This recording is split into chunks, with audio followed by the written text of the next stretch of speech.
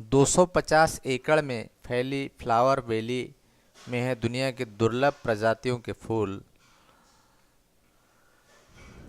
देश के प्रथम गृह मंत्री सरदार वल्लभ भाई पटेल की 182 मीटर ऊंची प्रतिमा को बुधवार को अनावरण किया गया।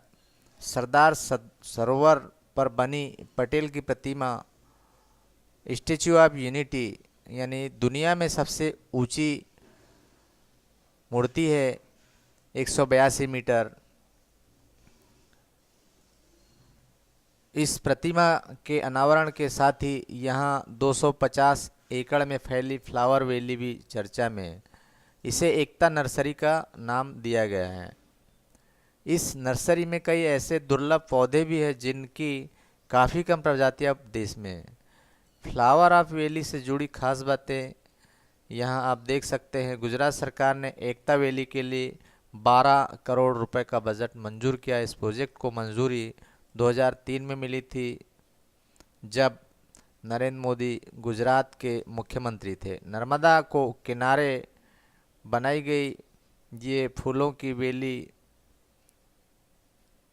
घाटी पर 2013-14 में काम शुरू किया गया। इसका मकसद पर्यटकों को आकर्षित करना और स्थलों को और भी खूबसूरत बनाना था।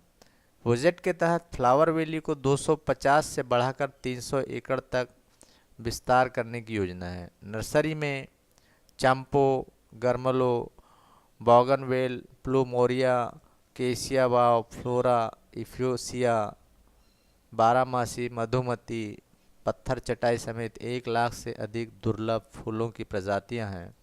रंग बिरंगे फूलों के बीच पर्यटकों के लिए सेल्फी पॉइंट भी बनाए गए हैं, जहां फूलों के साथ लौह पुरुष की प्रतिमा की खूबसूरती भी कैप्चर की जा सकती है।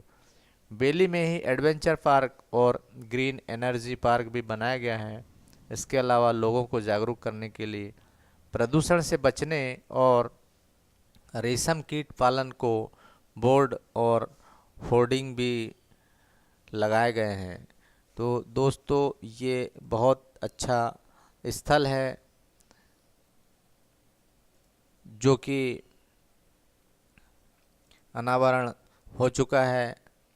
यहाँ पर्यटकों के लिए बहुत अच्छी जगह है। यदि वीडियो पसंद आया तो ज़रूर लाइक करें, अधिक से अधिक लोगों तक शेयर करें। और यदि आपने हमारे चैनल को अभी तक सब्सक्राइब नहीं किया है तो ये जो लाल रंग का सब्सक्राइब बटन दिख रहा है, इसे आप प्रेस कर दें तो सब्सक्राइब हो जाएगा। साथ ही यदि बेल आइकन को अभी तक प्रेस नहीं किया है तो उसे भी आप हिट कर दें, दबा दें, ताकि जब भी हमारे यूट्यूब पर अपडेटेड वीडियो अपलोड हो तो आपको इसका नोटिफिकेशन सबसे पहले मिले और आप ऐसे अपडेटेड वीडियो को तत्काल देख पाएँ। ऐसे वीडियो का आप आनंद ले सके, अपडेट रह सके।